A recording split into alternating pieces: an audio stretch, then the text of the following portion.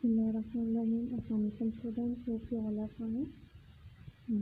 Today we will solve the question number 3 of the exercise. खाली जगह को खतशीदा लफ्ज़ों के मुतज़ाद अल्फाज की मदद से पुर करें। सबसे पहले इसमें मुतज़ाद अल्फाज की तारीफ जो है वो मैं आपको बताऊंगी। ऐसे अल्फाज एक दूसरे के उल्ट या एक दूसरे के ज़िद होते हैं, उन्हें मुतज़ाद अल्फाज कहते हैं।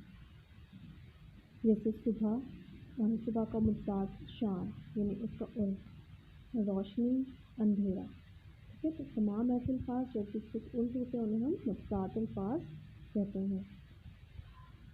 मेहमान ने मेज़बान का शुक्रिया अदा किया। यहाँ पर मेज़बान लफ्ज़ जो है वो फतकशीदा लफ्ज़ मेहमान का उल्ट है। मैं फ़ारिग हूँ जबकि मेरी बहन काम में मसरूफ़ है।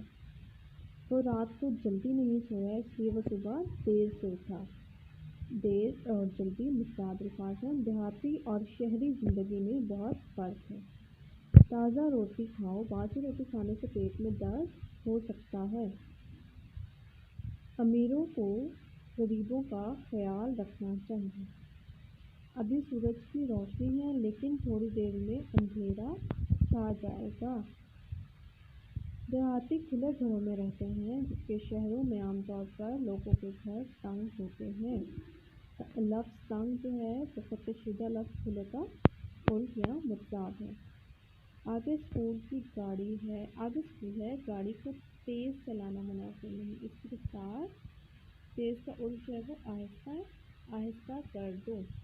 कभी देहात में कच्चे मकान होते थे, अब तो हर तरफ डैश मकान दिखाई देते हैं।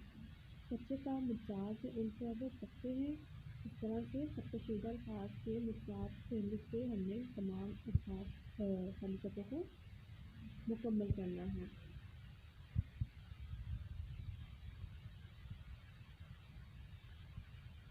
आपको होमवर्क यह है कि आपने तमाम अल्फाज को जो है अपने बुक के पेज नंबर सफ़ा नंबर 15 पर लिखना भी है और उन्हें याद भी करना है।